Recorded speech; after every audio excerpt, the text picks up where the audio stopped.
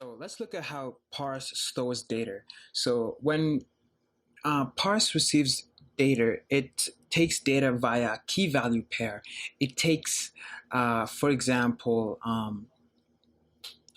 like it stores your data pretty much like this. So let me show you saving in object. So the first thing you do is parse. You create a new object, call it game score. For example, here game score. And in this game score, this is going to be like now a class, or in this representation, think of this as a table, game score. So it's going to be like this test object. So it's going to be game score. So parse object, we create the first thing is the game score, and then inside that game score, we say game score, this game score dot put. So we now put data into it. So for example, here is going to be game score dot put. So actually, let me just get rid of this data here and drop this class so that I can really show you exactly what I'm talking about. So drop class and user. So I'll head back to parse and copy this, and I'll run this when the app just runs on create. So I'll put that in there and I will run it, and our app runs. Let's see. The Android Studio takes a little bit of a second to run compared to Eclipse when it comes to running it on an emulator, but that's okay.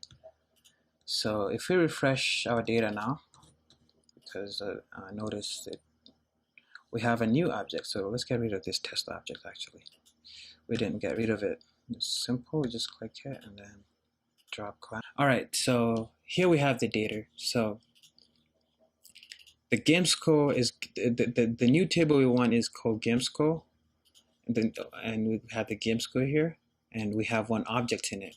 The first object is this one, game score.put. So the score of the game, the player name, the cheat mode. So these are all installed, I all put in here. So as you can see, score here, the first key value is the key. The first value here is the key, and it goes to at the top.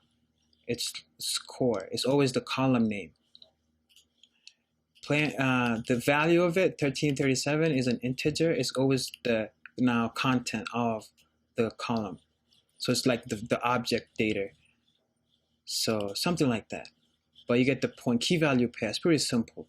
And Parse has some default data that it inputs to it as soon as you add an object to it, like the object's ID, and the time it was created, and the time it was updated, and the ACL.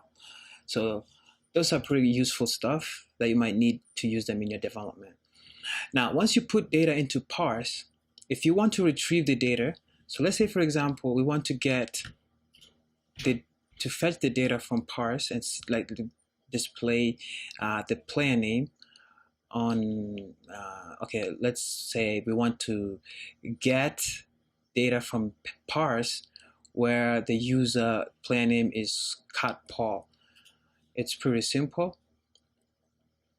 You can just use find in background. Parse has, so retrieving objects right here, and Parse has really, this is for retrieving an object when you know its object ID. So that's pretty handy if you know its ID. If you don't, you could use find in background or get in background. So Parse has really cool, they have that detail information. And we're going to be covering a few of this in a short while. So I just wanted to walk you through that right now. So that's how parse.com pretty much works. But also the users, we'll be adding users. So users are treated as objects as well. So signing up is just pretty simple. Parse user, you create a new user, and this will create a new user table here called user. And then we're going to say the user, set the username is what the user provide, set the password is what the password the user provides, set the email the user provides, and other data that we would like, and then sign up in background. So we always recommend signing up in background because that's the best, I would say, because you don't have to interfere with your main thread, which would cause some like runtime errors or unnecessary crashes. So in the next video, I don't know if I've exhausted this video. Yeah, in the next video, I'll be showing you now how to start creating, designing our XML layout of holding our users and our register activity. So see you in the next video.